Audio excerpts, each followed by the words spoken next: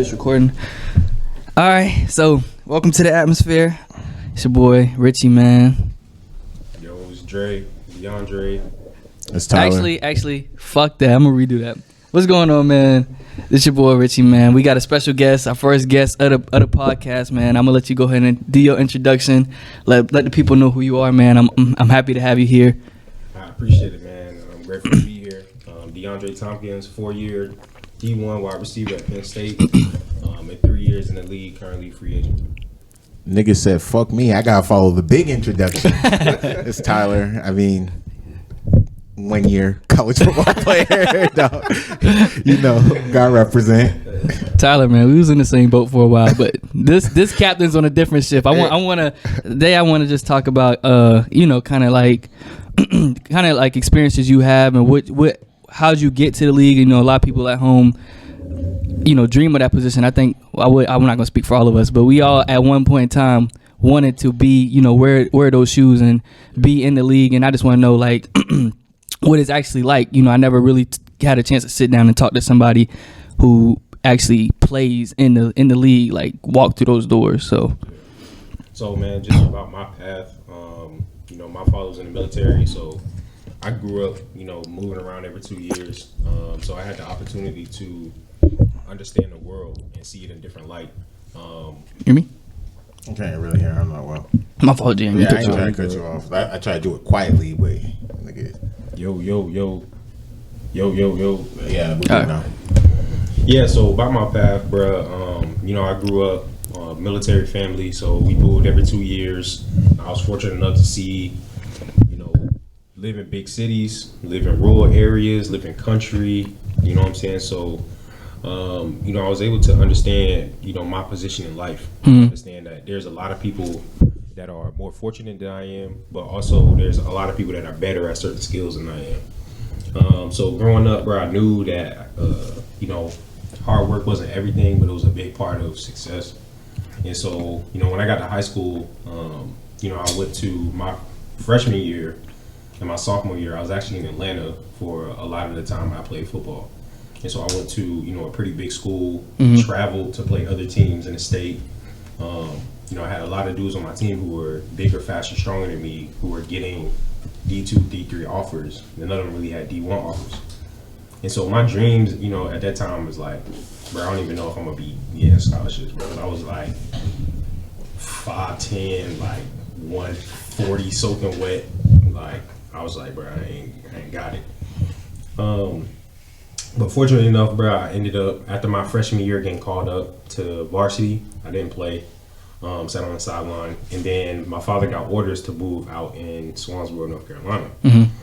So I came here to a small 2A high school, real small backyard football, not structured, nothing like. So I went to like damn near like a IMG to like a backyard football. Yeah. So I get out there and it's like tryouts, and it's only like 20 people in tryouts. You was fucking them up, wasn't you? Listen, bro, I was like, yo, this nigga went from being the fucking water boy to damn near niggas better get my fucking water right now. Nah, like for real, like, bruh, it went like, I don't think people understand. Like in Georgia, we had a freshman team, a JV team, and a varsity team, and we had tryouts and cuts for all three of them.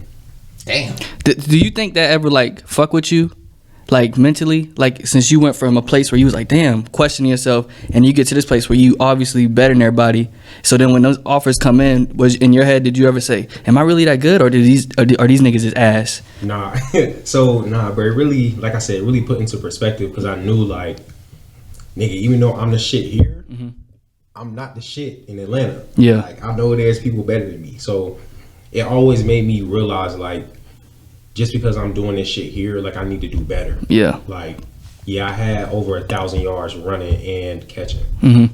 Nigga, I need here 2,000. Is this nigga somewhere playing in a fucking 8A school who doing that same shit? Exactly. So I'm like, nah, like, just the bare minimum here is not enough. Yeah. And so niggas used to, like, out here, niggas used to, like, really despise, like, bro, why you doing all this? Why you got people mailing you and shit? I'm like, nah, bro, because I know 2 niggas who my best friends in Atlanta that are better than me that don't have none of these offers. Did they go anywhere? They went to like small schools like Kennesaw State. Think that makes, isn't that where James Harrison went? I'm not sure, bro. But when I say small school, I mean like not like D1, like Do you think the SEC, ACC, Big Ten. You think the school affects kind of going to the league, or if you kind of that nigga, they'll find you? You think? I think it's kind of both. Mm-hmm. I think your school can play a big part in exposure, Mm-hmm. but then again, like if you just that nigga, like Yeah. they gonna find you. So I got a question. How much of making it to the league, like this is always something, this is kind of why I was like, I don't think I can make it to the league, and I never really had major aspirations. How much of going to the league is production and college and the numbers you can put up, like your speed, your measurables, like can you run a 4.3? Are you 6'4"? Like that type of stuff. How important is that? So it's all really the league is mostly, in my opinion, I think it's mostly potential. Right. So in college, they just want to see, can you handle those pressures that come with being a football player in big situations. All right. So they want to see, if y'all losing by a lot, are you gonna fold? You know what I'm saying? Are you gonna fight for the extra yards in certain situations? More of that stuff. But then when you get to like the actual process of the draft and stuff like that, like really that's just to see what your peak performance is. So like just what your athletic ability, like it really has no implications of the game at all. Yeah. Your 40 is a idea of just how fast you are, but it doesn't. Game speed and sprinting speed is two different things. Right. So like really I think that stuff is more of like, those are more dollar signs than anything. Yeah. Right. So that's more bargaining tools like, hey, pay me more because I'm the fastest dude in the league. Because I watch a lot of football and I look at guys and I'll see a guy go out there and put together like 1,000-yard receiving season, good competition, but he might be a little bit small, not fast, versus a dude who goes out there at 6'3" and runs a 4.3. He climbs up draft boards. So I always wonder kind of how important that is. So it's really potential, and then it's kind of your fit. So a smaller dude, like he already set a ceiling in his ability. There's already, just because of his stature, things that he's limited himself to do. Meaning, if you are 5'7", 5'6", chances are you playing outside in the league against a Jalen Ramsey who's 6'2", 6'1". Oh, he be fucking niggas up, dog. Like, come on, bro. The niggas get paid too. Like, you know what I'm saying? Right. So you already limited, just your access to getting the ball. You only get the ball in certain schemes with certain teams. You know what I'm saying? Whereas if you a 6'2" dude who has the ability to play like a smaller dude, aka Muhammad Sanu, Yeah. he can play outside or inside. He big enough to where he can play inside and mismatch with a safety, but he's also quick enough to be outside and fuck up a DB. You know what I'm saying? So part of it is just, where's your ceiling at, and then how can we use you? And the draft, like the whole combine stuff, that's more of just money and dollars. Like that's more just bargaining tools that you can use when you get to the table. Right. Everything else, like tape and all that stuff, that's what really is the bigger factor in everything. Like that's where they see if you really gonna be somebody in the league. That's why a lot of dudes test well, but they don't play well. Yeah. Translate ever. You know what I'm saying? What do you think, like, even through college, the biggest obstacle you had as a player? Since you said, you weren't the biggest or whatever, like, what was it about your game that you think that you was like, okay, this is my strengths, this is my weaknesses, I have to hone this in if I'm gonna make it? Like, what is that obstacle you face, whether it's coaches or,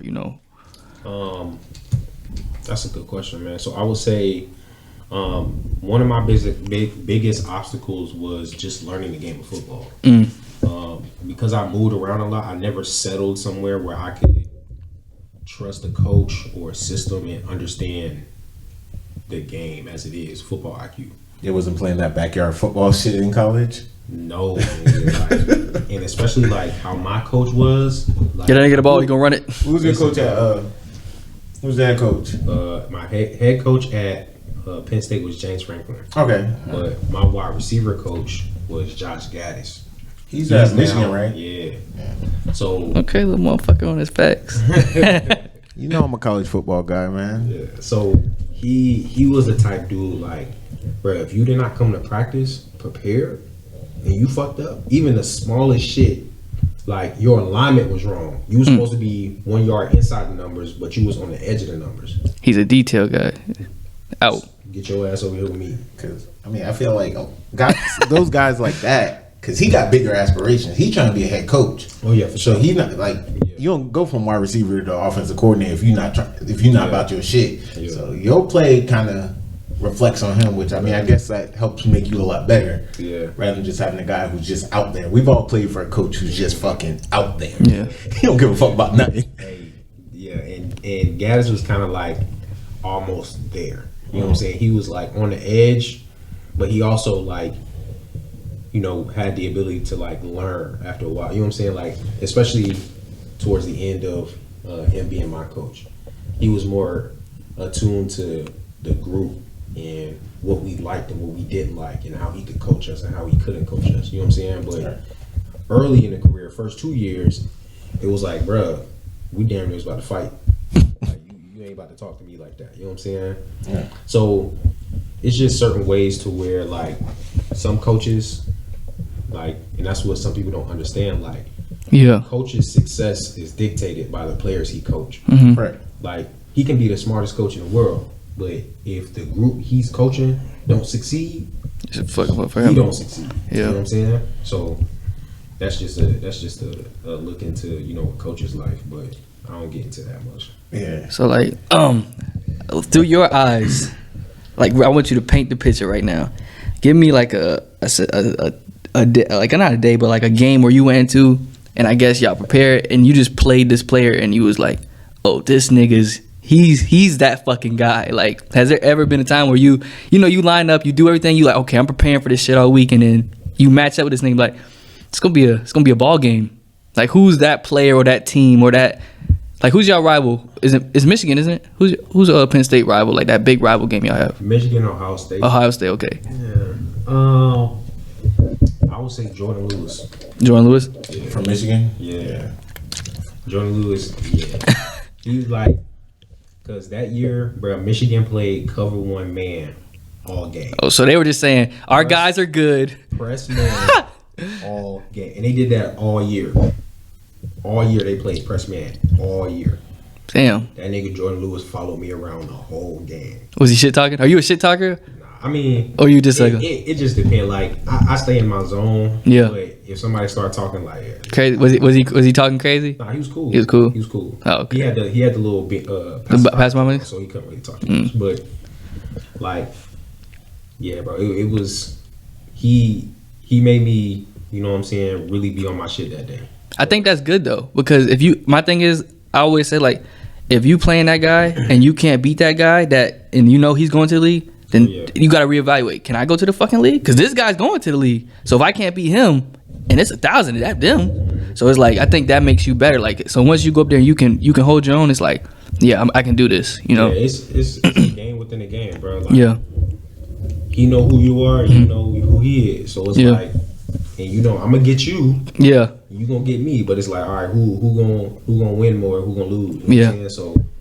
So, it's funny because at one part of the game, Jordan ended up guarding Chris Godwin on the other side, and so I was stuck with this light skinned dude at corner, and I'm like, I'm about to fuck this nigga up. So we ended up running. I want to say I ended up running a go route, and I ran like a fake, like I ran a fake slant. Like a sluggo? This nigga touched earth. And I was like, this is my chance, bro. And the quarterback overthrew me. Worse. But it's like, those moments are like the moments where you're like, only the best nigga on their team can guard me. Yeah. And it's like, I'm that nigga. Was you like, they fucking disrespected me. They gonna put this nigga on me? No, because bro, trust me. So my wide receiver coach was the type of coach, like, he's with you on the sideline as you're in, especially if you're on his side of the field. He's standing close enough to where you can hear him talking to you. And so I'm on that side of the field with him, and I look up and it's not Jordan Lewis, it's the light skinned dude. And so I just look at my coach, I'm like, the fuck? Like, all right, bet. And so we did signals. You did check. He checked it to you. And so it was a check with me. And so I lined up. I looked. I was like, "Fuck." So I checked back, and I said, "Oh, I'm about to." And they're a man. I'm about to fuck this nigga. And they're a man. Bruh, that shit felt so good because I'm just like, yeah, nah, Jordan, get your ass back over here. You know what I'm saying? So it's just those moments are moments where, like you said, it puts into perspective. Like, bruh, I can play this game. Yeah. Like, even though I know there's people better than me, like, I can hang with these niggas too. Yeah. And understand, like, and it also humbles you as well. Like, yeah, you may think you the best nigga, but there's still niggas who can strap your ass. Like, Yeah. calm down. You know what I'm saying? So it was just that game was a way for me to go back and evaluate as a younger kid in college at that point. I think I was a sophomore. It was a way for me to evaluate, like, how much am I really gonna put into this game so that no nigga ever guard me like that nigga did. Yeah. You know what I'm saying? So that was just a way to put into perspective, like, what my choices was gonna be after that year. Yeah. Like I've had situations where, honestly, I got shitted on the field, and that feeling, I think everybody has to go through that feeling. Like when you, like on the field, when you obviously are the worst person on the field. Like it's been times where I felt like I was like, I'm the worst person on this fucking field, and I was like, I'm not quitting. Like I think you gotta have that mentality. Like in football, you gotta have that type of like, what can I do? And it's like, it's a lot of kids at home. Like I want you to like maybe tell what you think, kids at home, because like playing the game, like I actually was over overdrive because I never wanted to feel that feeling again of going out and feeling like I was unprepared. Yeah. And it was like either I could have quit easily. My dad, like, especially like for me and my dad's relationship, I came out the field and this nigga was like, do you want to play football? Yeah. And that shit right there, that shit like put a battery straight in my back, and from there I never been the same. Like I think that shit changed my whole outlook. Like, nigga, you out here getting fucked up. Yeah. And that shit, like I didn't like feeling embarrassed. Yeah. And I didn't feel like I like letting him down. I feel like I let my team down. It's just like I think you gotta have that type of like mentality even outside of football. Yeah.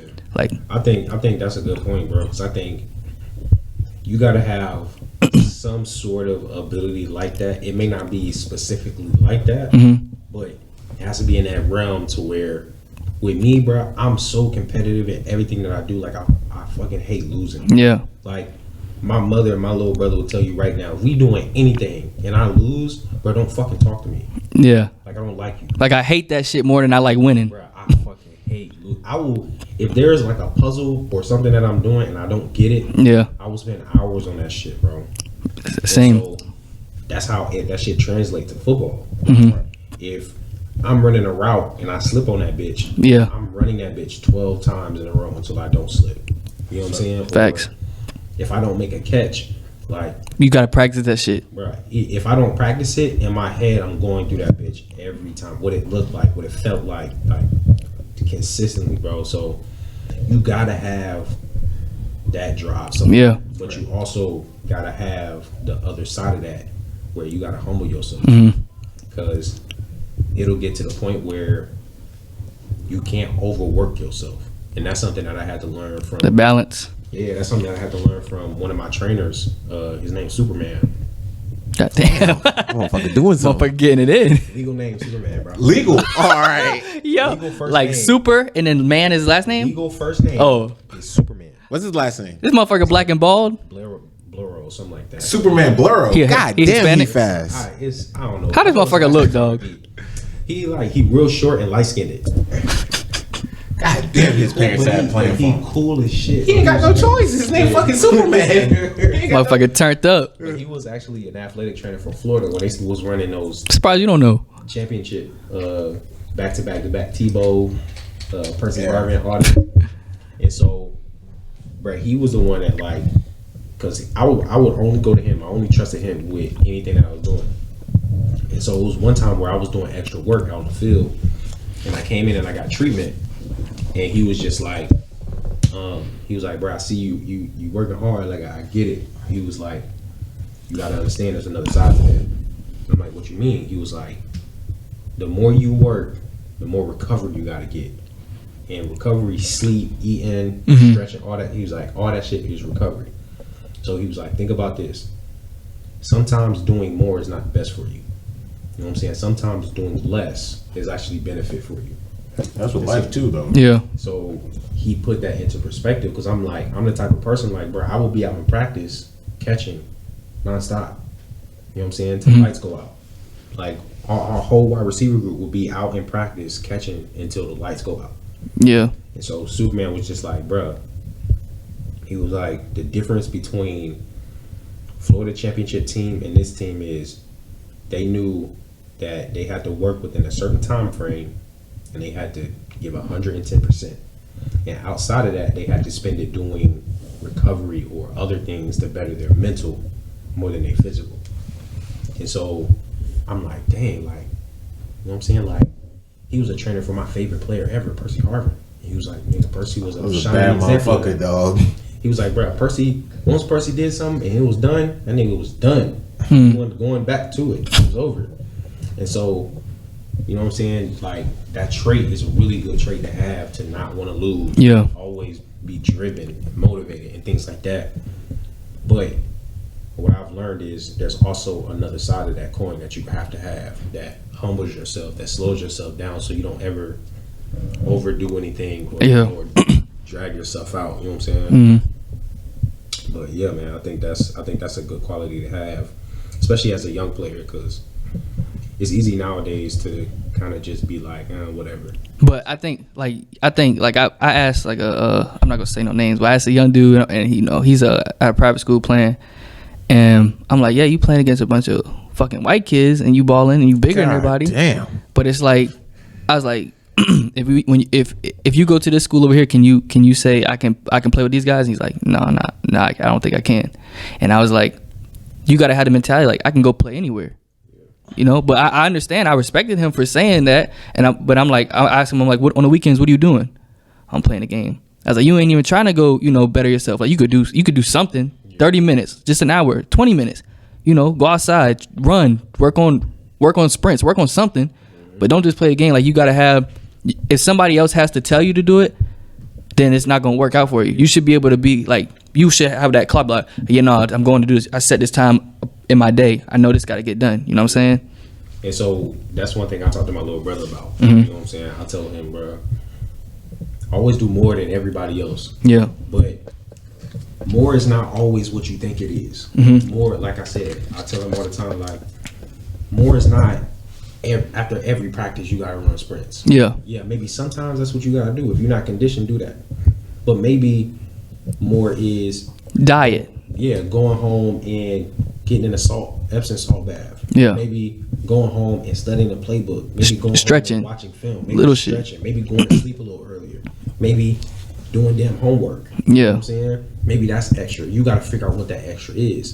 But always find out what that standard is, and then always go slightly above that. You know what I'm saying? Like that should be the default, is slightly above standard. You know what I'm saying? So that's actually a good point, bro. It's like understanding that just because you finding success in what you're doing, like perspective is everything. And that's what the biggest difference between me and my brother is. My brother's lived in this area his whole life. Yeah. So even though he's traveled, he's never really been in and seen shit. You know what I'm saying? Bro, I was with my parents. My parents had me at 18. So we damn near grew up together. Yeah. You know you damn near as a sibling. Yeah, like, bro, I really went to my mother's college classes in there with her. You know what I'm saying? So, like, I've seen shit. And I've been in schools that, like, bro, the school I went to in Mississippi, bro, we had segregated classes. And it can't be that long. It's probably 2007 or 8. Had to be. Race and gender. Damn. Yeah. I had a full class of all black dudes. In Mississippi. Yeah. And so I know work wasn't getting done in them goddamn classrooms. Nigga. How many jokes got told? It was hella jokes? Nigga, I don't know. I was only there for a year. Damn. You ain't tell no jokes, G, in a year? I got in trouble. I got in trouble. Long story short, I got in trouble. I was bad as fuck. Okay. I got in trouble. The principal was this old white man. And so back then, they get paddlings. How old are you, G? Whoa. I was in 4th grade.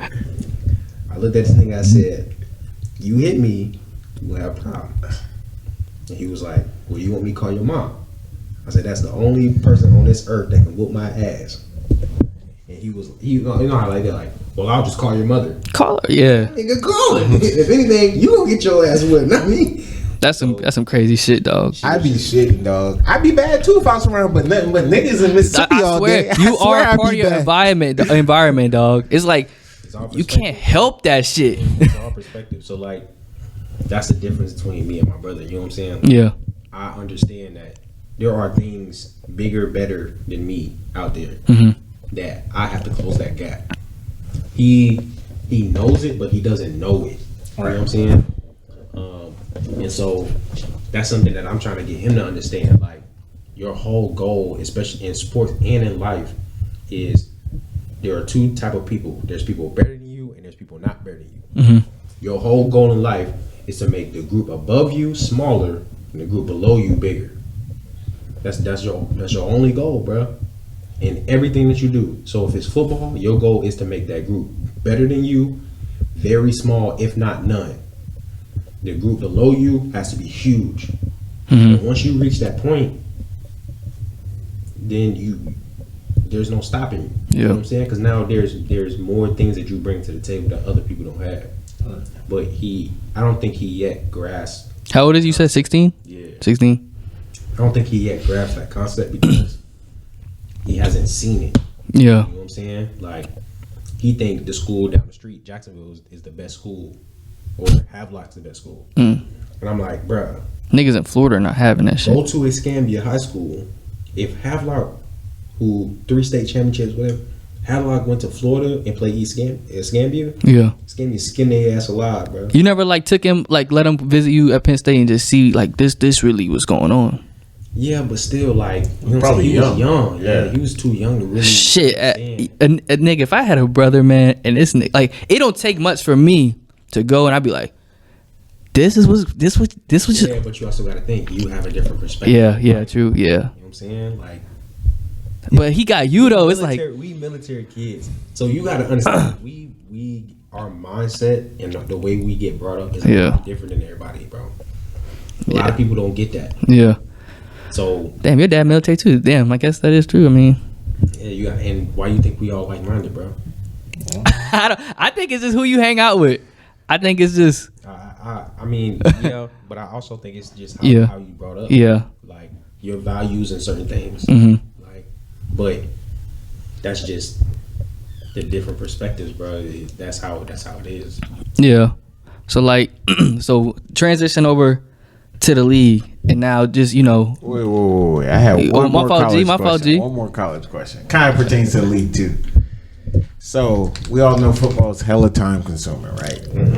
What did you do to tap out of football? Because like you said, you need to take a break. You need to kind of got to balance yourself, recenter yourself. How do you balance, football, your relationships, like friendships outside of football, whether who you dating, wherever? Like, how did you kind of balance those things? Because I feel like when I was playing football, like I know all my friendships had to be on the team, basically, because that's where I was 80% of the time.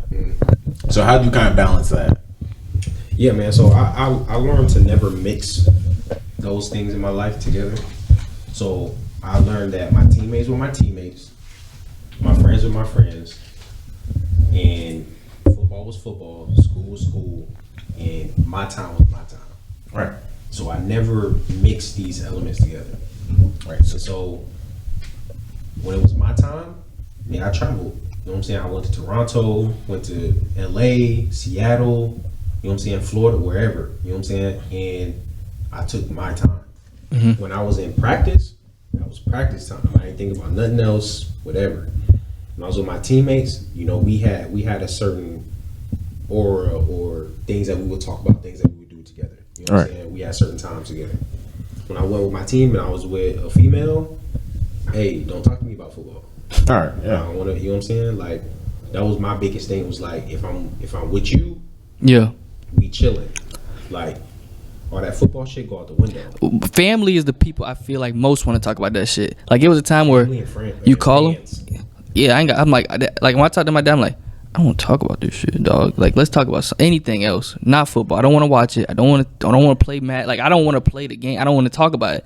Like, anything else I could do to take my mind off of it. Like, cause damn near it's a job. Nah, it's and the reason I say that is because like, and you should know, playing in college, like, bro, football is every day. Every day, nonstop. Like, people don't understand, like, that shit is really every day. Yeah. When you're lifting, like, if you're not practicing, you're lifting. If you're not lifting, you're watching film. If you're not watching film, you're in meetings. If you're not in meetings, you're dieting. If you're not dieting, you're in treatment. Yeah, so it's like football doesn't have an off season. Right. Like, For people say that there's no yeah, off season. yeah, that's Like, true. that's It's year true. round. You know what I'm saying? Your priorities switch up, Mm-hmm. but even during the off season, you're still doing 7-on-7. You still doing, Or you go to Christmas break and these niggas give you a workout fucking pamphlet to do. Like, nigga, you know I'm not doing that you got shit. 3 weeks off, and they trying to kill you before the day off. Or spring, niggas, I be dreading spring. Like, during college, spring get turned up. No, it's summer camp, bro. Nah, Oh, ooh, camp? Fuck camp. Camp crazy, dog. I always believe that spring ball was worse than camp. I think. And I would say this because camp, at some point they're going to give you a day off. They have to. The season starts, so yeah, it's gonna be hard, but you are going to have days where they're gonna have to give you off. In spring, there's no fucking days off. I felt like summer camp is like a year. It's winter lifting. That shit sucks. With summer camp vibes. So you getting both. Yeah. Like, And it's cold. And then you got school. nigga. So Yeah. you getting a mix of everything, bro. Dog. Fucking full practices. After practice, the next day you got fucking back squats. and- Why does and every power fucking cleans, team do squats? deadlifts, lunges? Then you got class. Dog, what's the conditioning for y'all niggas? I know it's some bullshit. So we had conditioning tests. So our conditioning test was what we call destructors. Who? Well, oh fuck. no. Destructors? Yeah, fuck. I'm tapped out. So what one destructor is sprint 15, touch the line, sprint back 15, touch the line, sprint 50. Okay, that ain't too bad. How often How many? did you hear? Oh, he didn't touch the said fucking something like line. So let me tell you how they structured it. So we had about 5 or 6 strength coaches. Two of them would stand at the starting line, 2 of them would stand at the 15-yard line, and 3 of them would stand at the 50. That sounds like some bullshit. And so each coach watched the line, right? Skill players had to make the time under Fucking 25 seconds. It's always some bullshit. 14. 14, dog. Like Say you like I got was like, there. and they say you got to make it in 13.99. So when he says foot, you already late. If you ain't crossed the line by the time he says foot, like start to say 14, yeah, it don't count. So you got to do 12 of those, back to back to back. And when I say back to back, I mean once you finish, by the time you slow down, You go turn back around up. to walk to the line. He said 5 seconds. Wait, so the skill group go, and then you got the fucking the linemen and all that shit, right? Nah, each group do it separately. Oh yeah, they're trying to fuck people's Yeah. day up. Dog. It was. Are you a no bullshit? Are you a throw upper? I'm a throw up nigga. I can't help Hey, that shit. hey, bro. What we I- not gonna do is Dog. ask a grown man if he a throw upper. Hey, bro. Hey, bro. Pause, G. Hey, I would rather you be like, hey, bro, you be throwing up. Like I yo, didn't know how to word that shit. Yo. Dog, I get out there. You get queasy Yo, when if- you run, bro. If I see that nigga put out, like, if I seen the nigga put out cones, my stomach would start hurting. Like, I would be lifting, I would see them, like, start going out. I'd be like, yo, these niggas about to fuck us up. Nah, I threw up my first ever workout at Penn State. After that, I said, "Fuck, though, that's never gonna happen again." And then I they got no make you shame in that feel shit. like shame about that shit. I'm like, yo. Niggas be like, get it out, Penn G. State, they be like, "Get that shit out and come on, you going?" It'd just be water. Like, it just be hella water Damn, and, like, you've been waiting stomach. to talk to a throw upper, haven't you? Nobody I know is be throw. I'm like, maybe something wrong with me. I don't, Hey, nigga. this is the type of content you come to the atmosphere for. Never know who's a throw upper. A nigga that was a throw upper. Like, I'm gonna meet a nigga. He be like, gee, that's just what I do. But I be feeling like I got like, it's you know when you drink a soda and you get like a burp and you feel like you eat some more. Yeah. After I throw up, nigga, I'm ready to go. I'm ready for war. So nah, bro, that shit was terrible. Because, and this what made it worse is if you touch the line, if there was a false start or you didn't finish, they wasn't gonna let you know. So you were gonna do all 12 regardless, and then at the end, They tell all of you them would come together in a circle, all the coaches, and they would go over their notes. they could lie. Who passed, who didn't pass, this, that, and the other, right? And so they all come together. They'll say, they start naming lists. Johnson, Williams, yeah, man, Tompkins. You be like, bro, I just did all 12 of these bitches. That shit have a nigga want to fight. Nah, You- and the thing is, you would do it. So the official test was like 2 days before camp starts. And so, So you can't start camp till you've passed that shit. no, I mean, you can start camp. But you gotta do them But shit. you're gonna run it first and then go to practice. So you coming fresh off the structures to Indies, Niggas legs wiggly. routes on air, 7-on-7, team period, Go out. team pass. No. Bruh. And our Indies was crazy. I bet. It was competitive. Receivers, what, bro?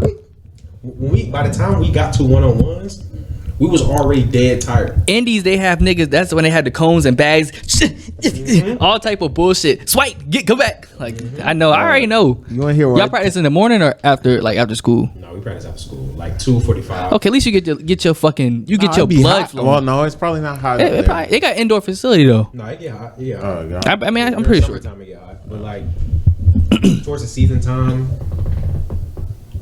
in spring it's kind of off and on. It's usually snow on the ground, but it's still kind of warm. You want to hear what our fucking conditioning test was? Don't speak. Is that Brevard or at Coastal? Brevard, Yeah, bro. Brevard was shit was bro, whack. bro. You ran track, right? Yeah. Coach was about 65 years old. oh, fuck. Tell me I had 300s. No, Even worse. Even lamer. Shit was lame. Bruh. Woke up, had sleep in my eye and passed that shit went to sleep. Bro. Didn't think about it. You ran track, right? Yeah. 1/400, and you had to go the pace of a 65-year-old man. He ran that shit with us, didn't he? Yes. Yeah, he ran that shit You with had us. to run his pace. Nigga, I wish I had that. Hey, you want to know what the crazy No, shit you don't. is? I want to win Niggas games. was failing. Bro. Dog. Niggas was failing, This bro. how I knew I had to leave. My homeboy, Darius, this nigga overslept. Like you know when you a freshman, you come in, you don't want to miss nothing because you like, oh, this nigga was like, yeah, I overslept. Didn't punish him. I said, okay. You know? I know what type of program we fucking with right here. Bro, oh my God. So in the summertime at Penn State, we had 3 notorious bad days in summer. So in summer, you knew you was gonna have 3 workouts where You don't know when they are? after so it was 3 days, 3 different workouts that you knew like after these workouts I'm gonna be fucked up. Like I ain't gonna be able to move after this bitch. Sleds, heels, and track. Track sounds the best. Nah, bro. Sleds, Track- I feel like sleds fuck track's your the legs worst, up. bro. For me, sleds was the worst. Track was the second. And hills was better. You think? Hills was the least. I don't know. Sled day, How many? nigga. How many can you do until you can't walk, and then do 10 more? Your back be tightening up at the bottom. Everything. Why? Like, how do you get rid of that shit? Bruh. When your back tightened up, you're done. I can't do shit. My first ever sled day, we was in groups of 4. Each of us had to stand, I think, 20, 25 yards. So the width of the whole football Yeah, field. you push it to that nigga and it's like a relay kind of. So we had to do, what did we have to do? We had to do 4 400s worth of sleds. And so each of us had to push the sled 25 yards. Then the next person pushes 25, next person pushes 25, next person pushes, and then we'll take it back, then go, and then take it back. There's 2 plates on here. Now, for anybody know, I was only like 180. That sled weighed Half that shit. just about almost half that. So I'm doing these sleds, bro, and that was the only day where I was like, I don't know if I'm gonna survive. And I know every team has that one nigga. That one nigga who it don't matter what you do, that nigga is unshakable. It don't fucking matter what you do. We had about 5 of them bitches. Like it. Linebackers. And the crazy thing is, they don't even be fucking good. DBs. One of them was a linebacker, and then one of them was a DM. You see some freaks of nature in college, don't you? Them niggas will go out and party the whole fucking night. Come there, do the sleds, Do the workout. Don't sweat. bro. What we doing tonight, nigga? Huh? And we walking around like, yo, you good? No. Nigga, what? Bro, nothing see pisses Jesus, me off nigga. more, dog. That shit is crazy. I will never understand that shit. Like, then the crazy shit is, Robots. they won't even be like they'll be all right, but they won't be like that. Nah, they won't. But yeah, we had the sled day, and then we had the track day, which was 300s. So we would do 14 300s. How many? 14. What's 300? 3/4 I of don't the know. track. 3/4 of the track? Like a 400 is the whole way. 300 is like, and you got 14 of them? 300 is the curve, a straightaway, and And a curve. curve. Okay, yeah, okay, I got you. So we have 14 of those, and you have to make it in like 14 seconds. What's up with this 14-second shit, dog? I'm gonna tell you something, bro. And it's a sprint. Like, so how it went was you start, sprint all the way around, and there was always a rabbit. So there's always somebody in front that had to pace, you know what I'm saying, to like keep us on track. And so by the time you ran the 300 and you walked that 100 to get back, Back up. yeah. And then hills, like you'd have to be at Penn State to understand like the difference. I already know the fucking hills in Penn State. Them bitches steep as fuck. But yeah, we had one day where we did, I want to say 60 reps. Of hills? Yes. Counting coming back down? Yeah. No. We don't. Come on, brother. Like maybe to walk down is 2. Nah, we never did going down. We always went up. I remember that shit, bro. Because what was crazy, I remember that day like it was yesterday because for some reason everybody thought we was gonna have a slip and slide that day. We thought it wasn't gonna be a workout. We thought they was gonna have a slip. A nigga always makes a rumor. Bro, they some lying. Nigga, they got dogs out there, dog.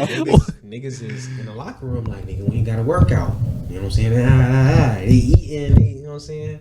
Doing shit they not supposed to be doing, not getting ready. So, mind you, we have to run to the hill. Not sprint, but just like a jog. You know what I'm saying? Like you can't Yeah. walk. So, the hill is not far, but it's not close. So, we all jogging. Niggas, the whole jog talking about, bro, come on, bro. We ain't got no hills today, bro. We chilling, whatever. So, as you get close to the hill, bro, you can kind of see the hill before you get there. And so you see this chick on top of the hill with a water hose, and she just like this. And so niggas like, yeah, we got a fucking slip and slide. She turned around, she like, this not for y'all, this for the soccer team. Yo. The strength coach just laughed. Said, hey, line y'all asses up. When I tell you, my Hey. fucking Your shit, your nuts was hiding in your ass. What? I was like, huh? Like, bruh, dead ass. The slip and slide was set up perfect. Bro, ain't nothing worse thinking. We had 60 fucking reps that day. Like if you would have been mentally like you knew it was that shit, you'd have been okay. But the fact that you thought it was something else, been fucked up. yeah, but it would have felt better. But it made it worse. Yeah, But niggas was literally like in the front of the group. Niggas like, yeah. Everybody got up and it was like, this ain't for y'all. Niggas was like, dog, I would have been sick as fuck. yeah, I remember that. That shit was funny, bro. Dog. All right, so back to my question. So now college is over, we transition to the league. How is it? You know, because we always see the big top AB fucking Mike Evans. How is it from your point of view in the position you're in now? Like free agency, and how's that like mentally? And I mean, I know you said sometimes you feel burnt out kind of, and you worry about how to do other stuff outside of football. Because I mean, once you do something for so long, I know a lot of people that I went to school with, once they stop playing football, them niggas is like, they're lost. Like they don't know. But for you, and I know you try to do, you know, a bunch of other stuff like your camps and stuff, and we'll talk about that too. But like, what is it that's making you feel like, you know, I'm kind of, you know, I'm not trying to, you know, fuck with it, but I still love it. You know what I'm saying? Man, yeah, part of me, bro, like I said, it's all perspective. Mm-hmm. So I grew up, man, and I'm a really big like learner of everything. Like I'm always learning shit in my mind. Like I'm never like anytime I'm talking to people, I'm always trying to learn like what the fuck's going on. And so looking at a lot of guys that were in my position early in my career, talking to a lot of my friends who when I was in college they was in the league, like just understanding like, bruh, there's a lot of dudes who are wasting their life, bruh. Like 29, 28, 30 years old, working out like, oh, I'm gonna get that call. I'm like, bro, you're not. Like, let's I didn't mean to laugh. That shit was funny. How you said that shit. It's real. And it's like, even if they did call you, camp legs, and you out of there. So let's just put some niggas ain't realists. Let's put some perspective on it. It's a business now.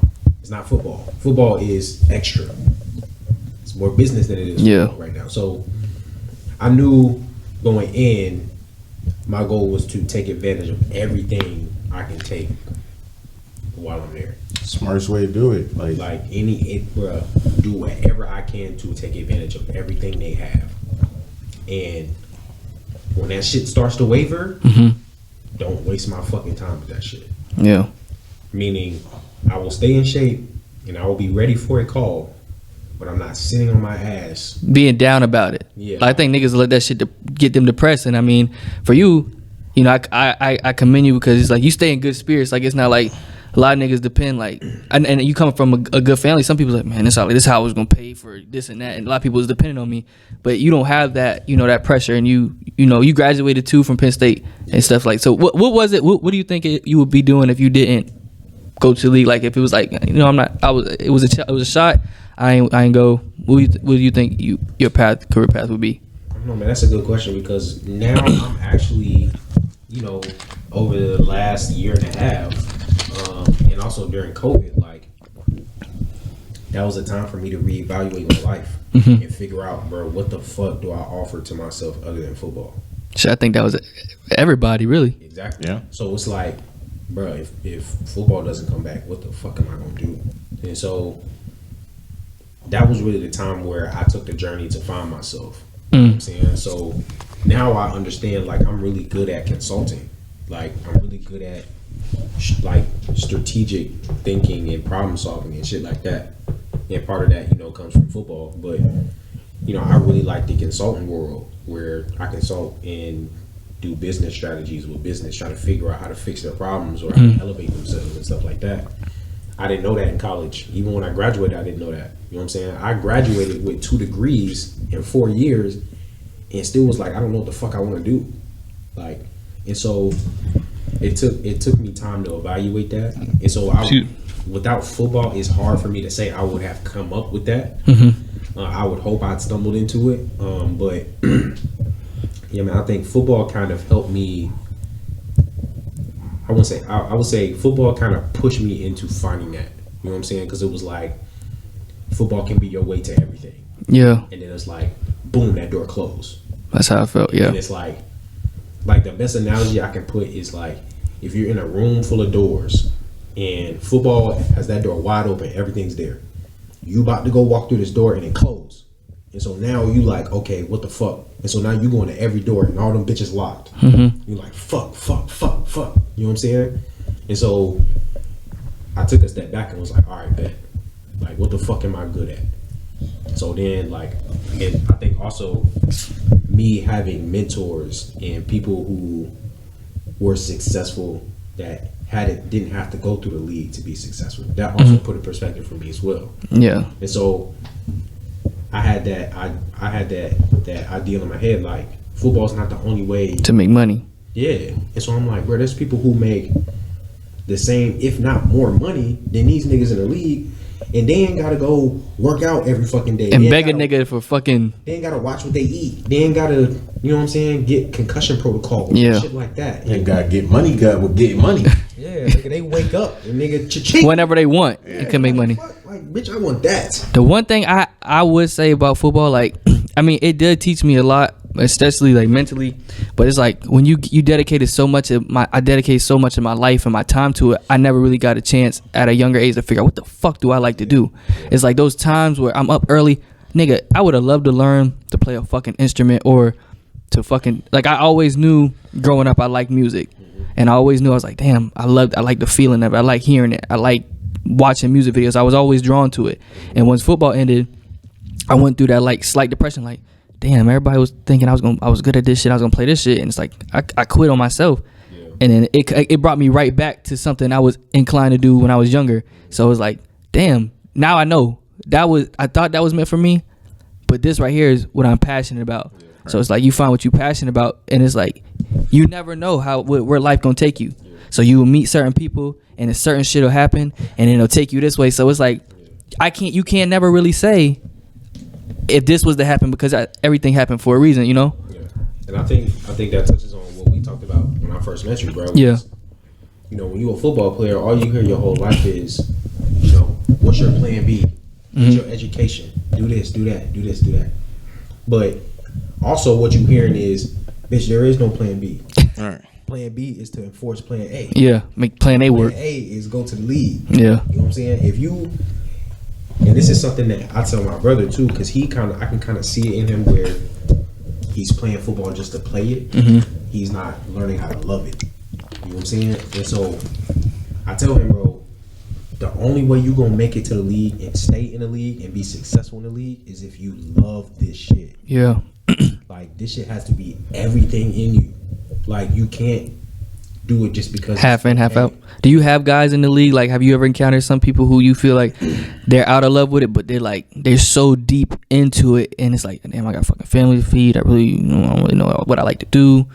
Have you ever encountered like people or any teams and be like, I really don't fucking like this shit like that? Bro, there's a lot. You'd be surprised how many niggas in the league are just there for the check. And it's just like, I do this shit just because I'm good at it. Yeah. I feel like that's for everything though. If you put enough money on some shit, niggas will go out there and do it. You'll be surprised at how many niggas really are like this shit cool, but nigga, I like I know DeShaun, he got a record label, like, you know, like I think he likes music, and then you got when you doing that shit and you making hella money, people can't understand, nigga, why the fuck you fucking with that music? Yeah. Why the fuck you over there fucking trying to rap? Nigga, get your ass on that field. But it's like, nigga, that's what I like to do. Yeah. You know? I feel like I think about it in this way, and football kind of, in a way, I love football. It's done a lot for me, but I feel like it's kind of robbed me of that time in your youth to find what you're passionate about. Yeah. Right? So now it's about, I'm to the point where I'm trying to find what I'm passionate about, but the positive thing about football is when I think about it, I'm like, damn, I've been playing football since I was 8 years old. Mm-hmm. And when I think about all the time that I put into football, I played football for damn near 12 years. Life. Yes. Mm-hmm. And that's countless hours of practice, lifting weights, doing all that film, learning plays. If I find something I'm passionate about and put half that amount of time into it, there's no fucking way I can't be successful at it. And so that's something I say too, and that's something I've kind of like been able to grasp and learning myself, is that even though football has robbed me of those abilities, as an athlete, I feel like to be an elite athlete, you have to be super in tune with your body. Mm-hmm. Like, and that's something that people don't understand. Like, when I'm running a route, like, even though to you it may look good, I know what I fucked up. Yeah. I know I lunged for a step that I shouldn't have lunged for, or my timing was off, or something like that. You may not have known it, but I felt it. Yeah. You know what I'm saying? And so that's the difference between elite athletes and just regular ass athletes. Regular ass athletes are cool and don't feel that.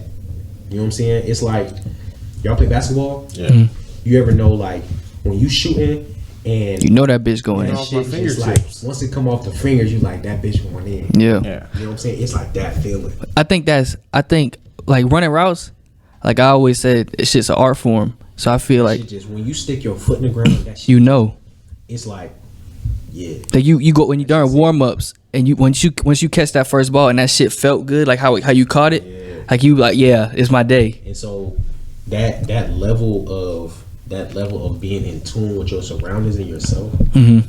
has already put you in a higher level of knowledge than a lot of other people. You know what I'm saying? Because like, whenever you find what's for you, you're going to know it because you're going to feel that shit. Facts. It's going to be like, nah, this shit is for me. I know how to do this shit. I know what's mine. I know what's not mine. You know what I'm saying? So that's one thing, like, in my endeavors, like, I do what I feel, like, what feels good. Like, when I'm doing searching, when I'm talking to somebody about their business, that shit just feels right. Like, that shit takes no effort. I'm like, as soon as they say something, in my mind, it's like, ping, ping, ping, ping. Yeah. You know what I'm saying? Now, when you first get to college and they hand you a playbook, you like, bro, what the fuck does this shit mean? Like, what is this formation? How's it different from this formation? That shit made me forget that I knew how to read, bro. I saw that shit. I was like, yo, what the fuck is this? And you looking at it and everybody else around you understand, but you don't. Yeah. So you like, nigga, am I fucking stupid? And then some dumbass nigga in the corner gonna be, yeah, this shit easier than last year. Is it? And you got receive. You got to know every fucking route Everything. because they might put you at X, nigga. You at fucking Y. You at Z. Like, goddamn. But then after a couple years, you got the experience in the Yeah. Oh, now you talking shit in the Right. living room. Now you like, nigga, that shit easy. That shit Yeah. the same as XYZ we did 4 years ago. I think that shit is just with everything in life. Like you go through the learning curve. You got to take the punches with the learning curve in anything you do. And like I said, people be scared to take the learning curves when you get comfortable with doing something. And then like when you got to go start something new, I think a lot of people are scared to start something new because they're scared of the learning curve that comes with it. But once you do it, like this right here, this whole thing is new to me. Yeah. But I'm willing to set this shit up because it's something, I want to do this. Yeah. So like today, I don't fucking know how you got this shit, but fuck it, we gonna make it work, This shit ain't gonna be the same it is 3 years from now. And I understand that. And a lot of people want the overnight, success, and that shit just don't happen like that. But I think it's also like, and this is something that's funny too, because I talk about a lot with my parents. Like, it's funny when you hear really wealthy people talk and like in person, and you just feel that no bullshit energy from them. They don't have time for it. Yeah. Bruh, they just like, nah, bro, I've been there, done that bullshit. Like, It comes off almost as a rudeness, but yeah, they're like you so always think they're fucking asshole, but they're not. Because you can't test them on it because they know, like, nigga, I know. They're so fucking direct because it's like, once you get to a certain level of wealth, your time is actually money. Yeah. Like when we say time is money, like, no, we're not talking about our, like, if I go and take a shit for 30 minutes, I could miss out on $1 million deal. So I don't have time to be polite and say, hey, how are you? Yeah. Or say, thank you, you're welcome. That's something like nigga, when my first time talking to investors and networking with business owners, like, at first it's small talk, hey, how you doing? How the family and this and all right, what the fuck you want? Mm-hmm. It's like, the fuck? Yeah. You know what I'm saying? And then it's just like that ability to understand, like, It's perspective. this like is what you have to do to be where I'm at. Are you willing to do it? Yes or no? Don't waste my fucking time. Yep. And that's really what it is. And most people are scared of that shit. Most people are scared of that challenge, bro. And that's why a lot of wealthy people don't have a lot of friends. It's because the way they talk and the way they do things is so direct that it throws people off. But they don't understand, like, bro, they've been through all of these hoops and shit that other people are not understanding that they have to get to. And so a lot of times, like, if you come to a guy and you want him to mentor you, you're like, hey man, teach me what you did, da da da. Like, a lot of times, bro, they're gonna be assholes to you for the first couple years. Have to. Because they want to see, They gonna weed you out. really gonna be about this shit when it don't go right. Mm-hmm. You know what I'm saying? Just like investors. Hey, yeah, that's cool how much money you can make me. What happened when that shit go down south? What happened when you lose my money? Yeah. You know what I'm saying? And now you're like, fuck.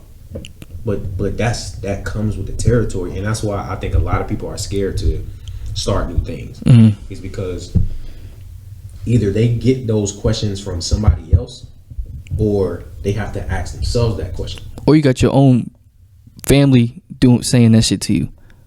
Yeah, or you got people feeding you Bullshit. Yeah. So it's like, as a football player, we get that shit every day. You know what I'm saying?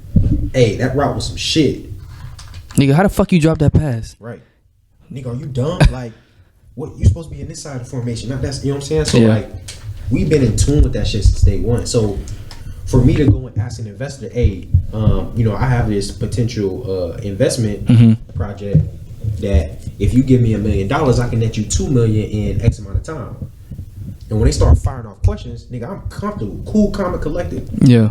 Because the pressure you're gonna put on me is no different than me starting as a sophomore in a Rose Bowl game with over 100,000 people, and the ball is in the air coming to me, and I'm like, Nigga throwing it to me. They could be in there like, yo, this shit coming to me. or being in a damn whiteout game, and the game is on the line, and it's the last play, it's a 4th down, and somebody got to make a fucking catch, and your ass could possibly be the one to get the ball thrown at you. You know what I'm saying? So like, I've been in that environment where that stress and that responsibility is being put on you. Yeah. Regardless whether you want it or not. And so the only difference now is that I'm putting this shit on myself. I'm like, bro, I'm putting this shit on my back. You know what I'm saying? Shit, if you don't, then somebody else will. Like you out here in the world, it's like, fuck it. I just be like, nigga, I can't lose. That's just how you gotta be like. So I'm really big on quotes. Yeah. Like I have, like, my social media is all like business quotes, mentors, inspiration, and shit like that. And so one thing I heard or I saw Mark Cuban say was, you can start up a lot of businesses and do a lot of different things. It only take one. Try to say. You know what I'm saying? It only Take one of them bitches to pop. Only take one of them bitches to pop, and you good for life. And it's gonna catapult all your other shit you doing. Yep. And that's another thing too. One of the guys I networked with, he said, you know, he said, when you have a lot of money, it's easy to make more money. It's hard as fuck to get that money when you don't have it. Yeah. I read something the other day. It was someone who said they were like, it took me 30 years to make my first million. After I made my first million, All this shit come easy. Yeah, it took me 30 days to make my second million, to become a multi-millionaire. You more likely to talk to a nigga with $1 million than a nigga who ain't got it. Like I can't remember which, but I think it's hustle harder, hustle smarter. It's like the shit you got will put you in position. So 50 Cent was like, he ain't have, like, he was just selling drugs, but like since he had like a dope car, like it's like he say pull up to a red light, and like if he tell the nigga to pull down his window and he had a busted ass car, the nigga be like, oh, he trying to rob me. But if I'm in a dope ass fucking Lambo and the nigga here, he gonna roll down the window cause like, oh, he not a threat. What he got to say? You know what I'm saying? Like, your shit could be on fire, but he not rolling down that window. Yeah. So it's just like, everything has to be perception. It's like, I'm more likely to talk to a nigga. Like, you will sit down and talk to a nigga who you think is a big investor simply because you think that, like, he posts that shit, you see him do a couple of things, but really he just in the same spot. Yeah. So it's like, it's however you carry yourself too goes into it as well.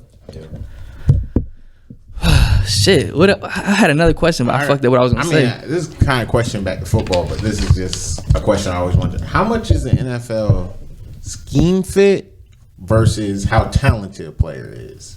Bro, honestly, it's 100% scheme. That's what I be thinking.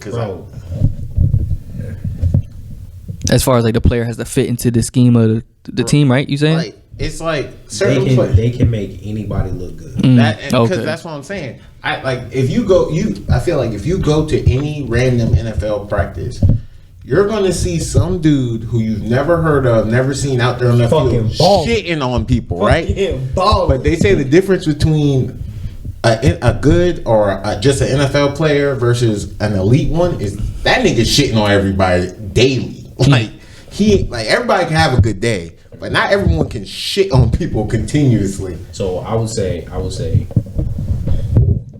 scheming puts people in the best situation for their skill set. Right. So what happens a lot of times is teams build their offenses and defenses off of their key players, right? I.e., let's take trying to think of a perfect example.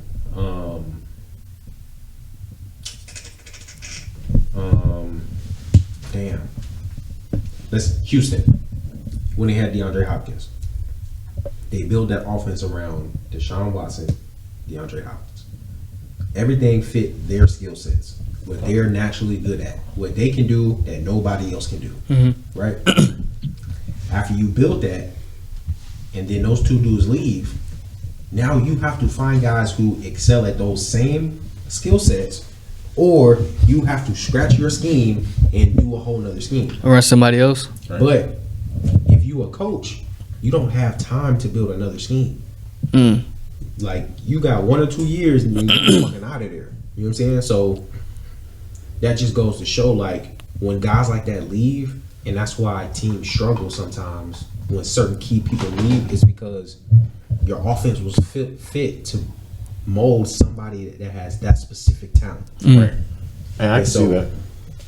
That's why you'll go to NFL practice and see some practice squad dude tearing that shit up, and you acting like, why this nigga don't play? He don't fit the It's fucking because team. in practice squad, you doing the other team shit. You ain't doing your scheme. You doing the other team shit. They give you a card with lines and shit on it. You like, hey, run this route. You don't have no schemes built into it. Do the practice players are their contract really 250? What you mean, like? Is it 250 for a contract player? I remember when I was at Coastal, they was like, just make the practice squad, guys. Like, them niggas ain't preaching. Like, they said, just make the practice squad. Practice squad is 250. Is that true? Depends. Oh, It all okay. depends. So practice squad players do not get league minimum. What's the league minimum? $650. Oh, 650. I think they upped it. So last year it was $500,000. $650. Like, you just gotta make that 53 man. Yeah. Oh, okay. But if you're a practice squad, they can negotiate how much they want to pay you. You know what I'm saying? But it's obviously it's like above 100K. Like, you gonna make millions, but it's not. I'm not sure. I don't know. Like, that's something that you gotta talk to an agent about. But like, I know they can kind of negotiate how much they pay you, because some guys get paid more in practice squad, and it's based on your years too. So if you vested, meaning you have 3 solid years in the league, then you earn you're a vested player now. So now you have a pension, you have That healthcare, pension, that's what a lot of niggas be pushing for. You have all that security shit.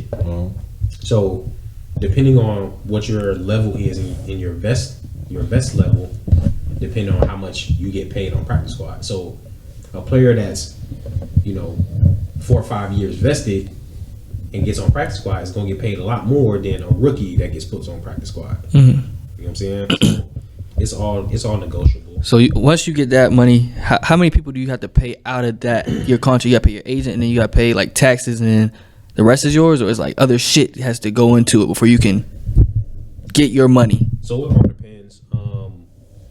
If you're an active player, then you gotta pay what's called a jockey tax, which is taxes based off of every stadium you play in. Damn. So you gotta pay their taxes for their state. Damn.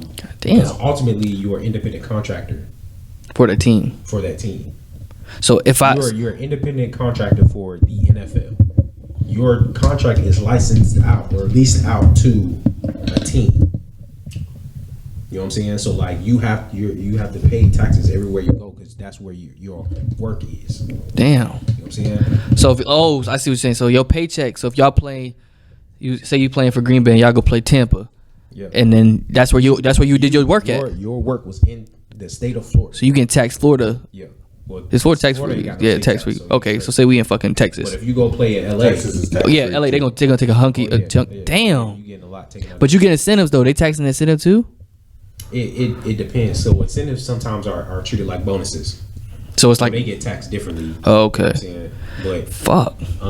But yeah, you gotta pay jockey tax. You gotta pay your agent. I think maximum for NFL agents 3%.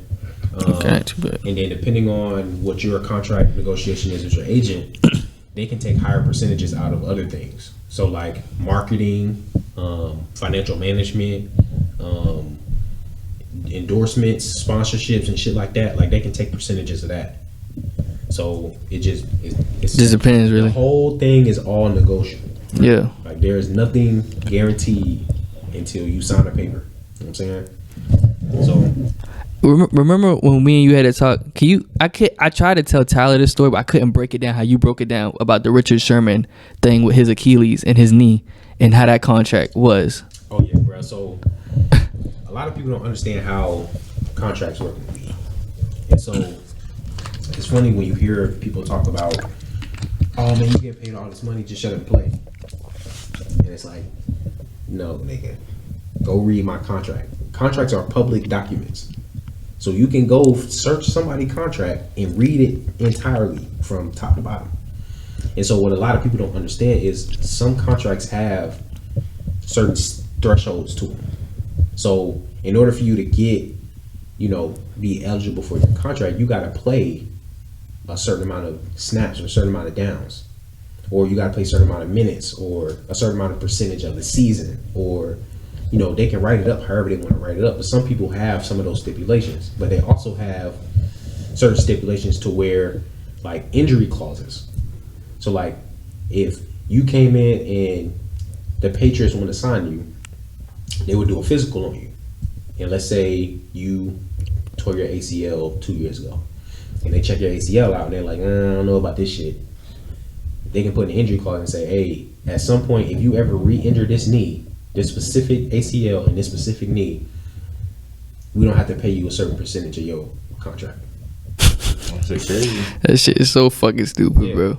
And so there's certain like, bro, the shit's real dicey. Technical, like these niggas study. They got niggas who write that shit up to a T. Like we can fucking. Yeah, bro, it's a reason why there's contract. What do you call it? Like business contract or contract literature in law. Like that is a specific type of lawyer. type of lawyer that just deals with contracts and wordings of contracts. So when you got your contract, how did you go about it? You had a lawyer right there with you reading it, or yeah, did so you? my agent is a contract lawyer. Oh, okay. And so what he always does is he like call me, put me on speaker. We're gonna go through that bitch line by line. And he was like, I'm gonna read it out and dumb it down to you. So every line, it'd be, so and so person therefore of this hereby foreseen something. Yeah, that should just say if you get sick, then they ain't paying you. All right, fool. So when you first got your NFL check, was you was like, this shit real? Like you go from a college kid and you get that your first NFL check and you like, what the fuck did I just do? Like I got something to add after this, but go ahead. Not really, because I came in undrafted. And so I was projected really high and fell for my senior year for whatever reason. But I knew, like, bro, this shit's temporary. yeah. And then having friends over the past 2 years before that talk to me about how shiesty and how crazy that shit is, I already was in the mindset of like, nigga, this check and everything. Yeah. Like, this shit cool. That's cool. Like, it's fun because I see now I got a check that has my name, the team stamp, this, that, and that. Like, that shit cool, but Was it more like, okay, I got this money, now how do I turn this into more? nigga, what? Yeah. Day one, nigga, while I was training, I'm like, nigga, I'm gonna get this bread, I'm gonna start this. This nigga is mentally tapped out at the NFL while he training. It wasn't necessarily tapped out. It was just like, This shit, I know. I know this shit is a stepping stone. Yeah. So it's like this shit is only a blip of my life, and so I'm not going to get caught up in this blip and not understand the importance of how this will set me up for this. Yeah. And so it in that mind, I understood how important that shit was, but I also understood like, bitch, this ain't the only thing. You know what I'm saying? So it was like, I was kind of like, bet, like I gotta do what I gotta do here. To make Well, how many years would you have been in currently? if I was still in, it'd be my third year. 3 years, okay. All right. So basically, back to my question. It's a little bit back to college, but how do you feel about NLI? And I don't know if you probably know about what that is, but do you feel like that's a positive for those guys, or kind of something that makes name it and likeness? Yeah, makes it kind of more shicey like the NFL is? And how do you think that would change the dynamic of the team that you were on? Do you think it would have made your experience in college less enjoyable, more enjoyable? It's kind of a mixed bag of tricks, and I say That's how that I feel because too. as a college athlete, like bro, I've been in a situation where I had no money. Like, I dead ass had a box. My mother used to send me care packages. Had a box full of ramen noodles and a roll of quarters because that's the only way I was able to. She thought that was the only way I'd be able to wash my clothes.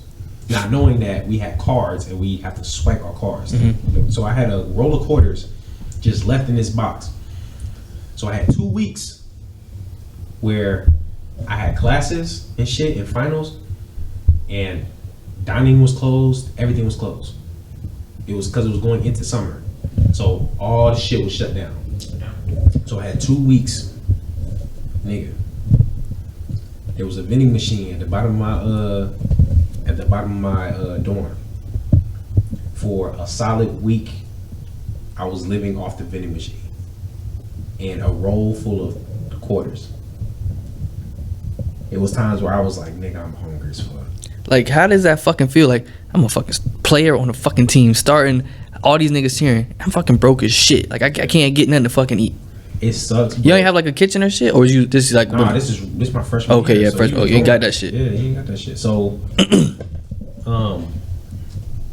it sucks while you're going through it, but when you look back, like you need that shit. Yeah, honestly, like, that shit puts appreciate shit more. Yeah, that shit puts perspective in your life. So, in saying that, I think it's a benefit to some kids, but it'll be detrimental. Others. Yeah, I think it depends on. I think it goes back to, and a lot of kids in college, especially athletes and football players, they don't have the best guidance and the best system at home, and I feel like that's going to like NLI, what it's going to do is it's going to really show who has guidance and who doesn't, because there's going to come a time where kids who don't really have the guidance and don't know aren't paying their taxes, they're buying dumb shit, they're getting in trouble. So on that way it's a negative, but goddamn, if you got, it's like I think in a way it enables people. Yeah, like I think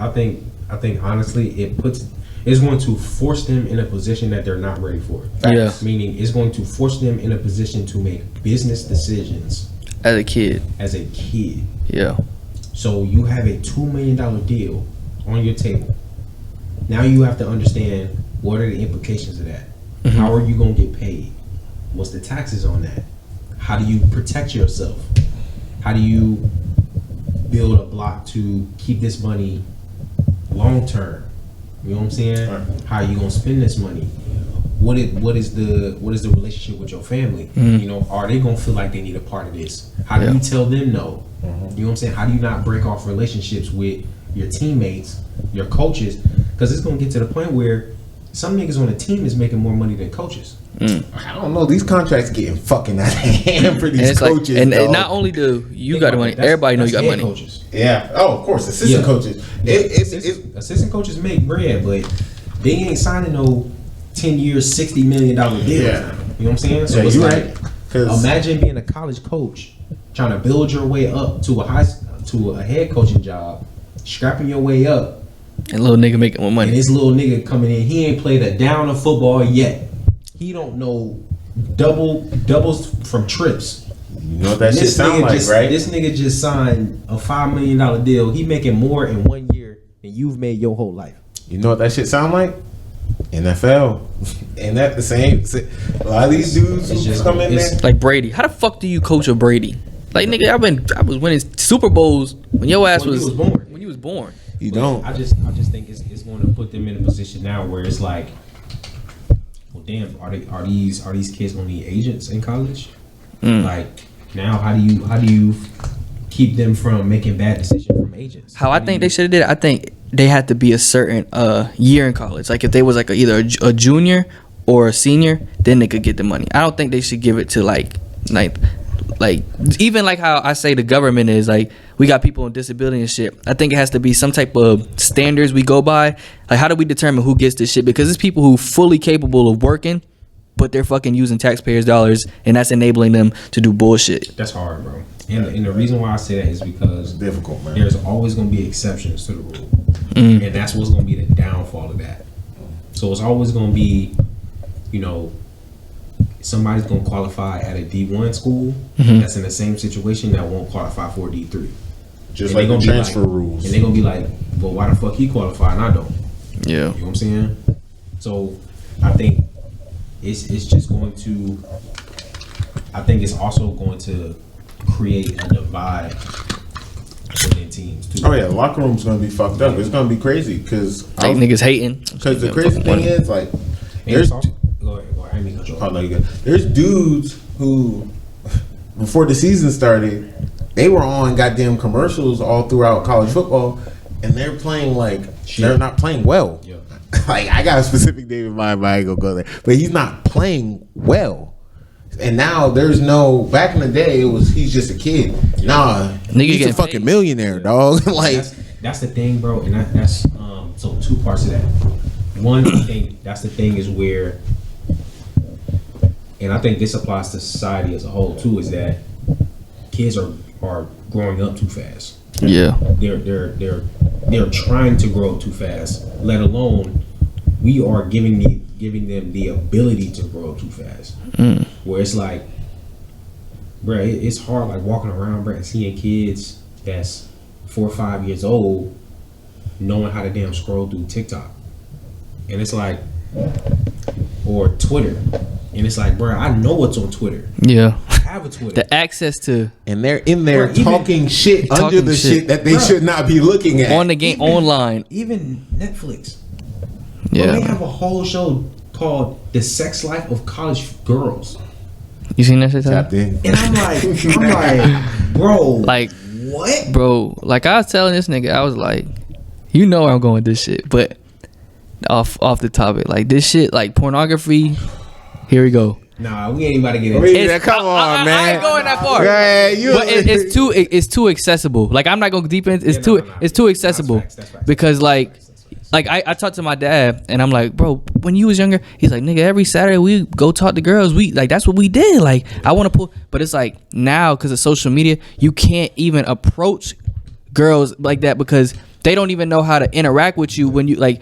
Damn, I thought you looked good, so I want to approach you, but I'm a weirdo for approaching you because you look good. Oh, this guy's a creep. Like they don't know how to interact with people in life, like in real life. Like they so used to getting DMs and shit. You know what I'm saying? And now it's fucking with kids. Like everywhere you go, you see niggas on their phone, and like the parents on their phone too.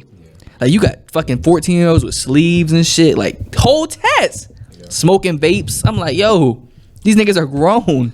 But yeah, man, I just think like kids are just being in a position where they're not understanding, like, and it's crazy because, and I don't know about you guys, but I know when I was young, I grew up around all older people in my family. Yeah. And so all of them was like, nigga, you're a kid, be a kid. Yep. Like, stop trying to rush growing up. Did you want a job when you were younger and your mom was like, no? No. I was never that type of person. I wanted to get money. My dad's like, no, your job is the My biggest thing, I was so focused on football. yeah I knew a job would hinder me from, doing that. Yeah. and so, and I wasn't as financial aware. Like my grandfather was teaching me a little bit of the ropes, but it wasn't until like mid high school where I started to really be like, okay, like I started doing like my mother's finances for the house. Like she would give me her W-4, and I would sit down and do all of our pay the bills, all that stuff out of check. And so like I started to learn that stuff later on. But I just think that the NIL thing, bro, is just gonna push them into a role to where they're not ready. Like, and it's going to really turn. College was already like turning into business stuff like that. You know what I'm saying? But Right. it still had that love of the game of football type feel, because it was like, but you ain't going nowhere. Yeah. Like if you quit here, you ain't got nothing. So you gonna have to thug this shit out. Now we get to the point now, like, nigga, if I signed a $2 million, $5 million deal my freshman year, I don't gotta do this shit. You gotta do this shit. and I get all this money, and I invest it right, Yeah. nigga, my sophomore year I can drop out this shit. My thing. Oh, No, go ahead. My thing with I agree with what you're saying as far as kids are growing up too fast. But I'm almost to the point to where it's like, fuck, you ain't got no choice, because if you don't, you're gonna get shit on in this world. That's dog. what I'm saying. That's how society is going. Society is going to the point to where everybody has to grow up faster. Mm-hmm. Like either you're gonna grow up faster, or you're gonna get left behind. Right? Because you got to think like. Even think about like how kids are built these days, bro. Fucking soft. Kids are learning how to talk faster, walk faster, smarter, bigger, stronger. Like these motherfuckers are doing shit that they not supposed to be able to do at the age that they're doing this shit. And like no weird shit, but like girls that are 12 years old are now looking like they fucking 20. And it's Told like, you, nigga. Bruh, I was in fucking elementary school. The girls I was around, You was attracted to did like not they look fucking like hair this. was fucked up, and I was like, damn, she bad. Yeah, These like- motherfuckers got makeup on in nigga, fucking elementary school. I'm looking at fucking high school yearbooks, and I'm like, bro, we was fucking busted back in the day. I think it's just, I don't know if it's fucking society, or I don't know if niggas it's just evolution, because I'm like, when I was coming up, niggas was, I remember Seventh Woods was like a big craze because he could dunk. These niggas, Mikey Williams niggas is is windmilling dunking in and fourth and but I'm fifth like, grade. what is happening? Like niggas are getting faster, kids are getting like bigger. When I was younger, niggas weren't that athletic. It's like you can see what other people are doing and how they're training on social media. That we had Huddle, like that's how you saw shit. I think it comes down to, it's a combination of food and people just being more intelligent in a way. It's kind of what it comes down to, because at the end of the day, like athleticism, like a lot of these guys, even if you look at guys in the NFL back 20 years ago, defensive linemen had fucking guts.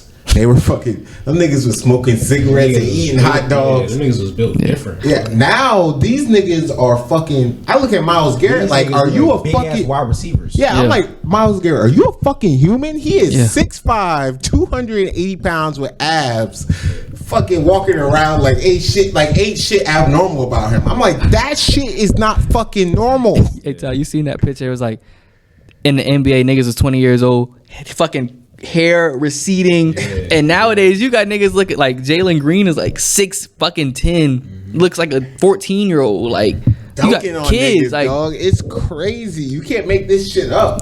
yeah, I don't know. I just think it's that's the biggest problem with the world today, bro. Is, and I'm subject to this too, and I still am subject to it today. Like I have to remind myself every day, bro. You're still young. Yeah, Like, I think that shit too. Relax, like You 26, right? rush. Yeah. Okay. I just turned 26 2 months ago, and so it's like, bro, fucking relax. Like, Facts. it's a journey. Yeah. You're not supposed to be at this place right now. Yeah, there's other people there, but fuck. Yeah. Like, When it's when you ready for it, when it's ready for you, gotta give it to you. I'm to a point where I'm starting to realize that part of my biggest problem in life to this point has been way too result oriented. When you're worried about the result, Yeah. like, you know, you're missing the process. If you worry about the process and perfect the process, the result's gonna be there. That's everything in life. so I'll one of my mentors gave me this quote, bro, and it stuck with me, and I write it down every time in my journal. But he says it's the jockey, never the horse. And what he means by that is, you know, a horse is built to win races. Every horse is built to run races. They're trained, they're bred, and all that to be the best shape ever to win races, right? And so if you just had a races full of all these horses and never any jockey, and you just let them race, they would never know what to do. They would just be standing there. Folks run into each other. You know what I'm saying? Bitches wouldn't move. But they're built to be successful. Right. You know what I'm saying? It's not one racehorse that wasn't built to run fast. You know what I'm saying? And so the understanding of that quote is the jockey is the one who shoulders all the responsibility of the success of this horse. Even though the horse is naturally built to succeed, the jockey is the one who holds this shit in his hand. He's the one who guides this horse. He's the one who knows just how fast to push the horse, when to back off. when to challenge the horse, when not to. You know what I'm saying? And so another thing is like when there is a thoroughbred horse that's just flat out better than all of them, they tend to add 5 to 10 pounds to the jockey, not the horse. They can't add a vest on the horse. Yeah. You know what I'm saying? The only way for them to make the challenge for the horse harder is to add the weight to the jockey. Which is why the jockey has to spend all this time training with extra weight on his back. Because he's the one that has to shoulder the responsibility of the success of this horse. The more successful and different the horse is from everybody else, the more problems and stress the jockey has to go through. You know what I'm saying? So without this human, this single person who understands the responsibility and knows how to guide this thing that's already a successful, built for success, without this jockey, without this person to shoulder all this responsibility, all this weight, that horse will never reach the finish line. And so it goes in with business. It's like, what business plan you ever heard of that wasn't built to succeed? Nobody has never made a business plan that was like, my goal for my business is not to make money. You know what I'm saying? Every business plan has a formula to succeed. The same. I'm gonna do this. Boop boop boop bop bop. I'm rich. Like that shit don't work. Though. You ever heard? How many business plans do you hear where a nigga just say some shit that don't sound right? A lot, bro. He present facts that don't exist. But whenever I hear shit like that, bro, I always remind myself it's the jockey, not the horse. You know what I'm saying? And so when I hear business plans and shit like that, I'm hearing what the person is saying and where the person is coming from. Yeah. And that goes into investors too. A lot of times, bro, investors don't give a fuck about what you're doing. Yeah. They don't care if you're building a house, a stable. How the fuck can I make my money? They don't care about none of that shit. They want to know about you. Are you fucking responsible? Do you know how to get my money on time? What skills do you have? Yeah. I don't give a fuck about this 40-page business plan because I ain't reading that shit. But hey, when I text you at 9 o'clock saying your check is due, that bitch better be there. You know what I'm saying? And so that quote has stuck with me for a while because it's so true, bro. And everything in life, bro, everything is built, in my eyes, everything is built to succeed. But the things that separate the people who actually do succeed and the people who don't is the people who are in charge of that shit. You know what I'm saying? It's the people who usually go through the worst shit in life or have the right people with them or have an understanding of life at an early age are the ones who are able to shoulder these responsibilities and able to push this thing to the pile. Yeah. Where somebody else can have a fucking car. Bring a car to a racehorse. These motherfuckers will have a car that all you gotta do is just press the fucking gas and you will succeed. And that shit will run out of gas and they wouldn't know what to fucking do. It's like, bro, all you gotta do is push that bitch in the finish line. And then you got some people who are fucking running feet, you know what I'm saying, in a horse race, trying to catch up to the horses in the car. But them motherfuckers will not stop, ever. You know what I'm saying? So it's just putting a perspective on life and understanding, bro, like, it's always the jockey, not the horse. Yeah. So that's what I relate that shit to my life. Every time I get, frustrated on where I'm at in life or what's going on or what's happened or this, that, and the other, I just always tell myself, bro, it's the jockey, not the horse. If I as a person fall apart, everything I'm trying to do in life will fall apart. If I stick together and have a solid mindset and trust myself and trust what I'm doing, everything I do and everything I believe in will succeed. But it all starts with me. You know what I'm saying? So I like that. I never heard that shit before. I like that, man. Well, on that note, man, I don't even know how long we've been running, but man, fuck it, bro. I like it. It's shit. About 2 hours, dog. Really? Yes. I feel like it ain't even been. What time is it? 11? Damn. Well, shit, man. We have to get you back, dog. Hey, bro. I'm always here, bro. Just hit my phone. Yeah, well, I'm gonna wrap this one up for a day, man. We got our man DeAndre Tompkins in the building, man. Appreciate you coming through. Left us with a lot of gems, a lot of perspective on your life and this how anybody at home can really put that into, you know, their life, you know, anybody for kids who want to strive to get to that position and understanding I don't have to, this ain't all there is either. Like, it's good to get there, but, you know, taking what you got and turning to something else is, I think that's beautiful as well. Ty, you got anything before we wrap it up, man? You got any more Rice Krispie treats? All right, well, so For real. that's it, man. We out. Till next time.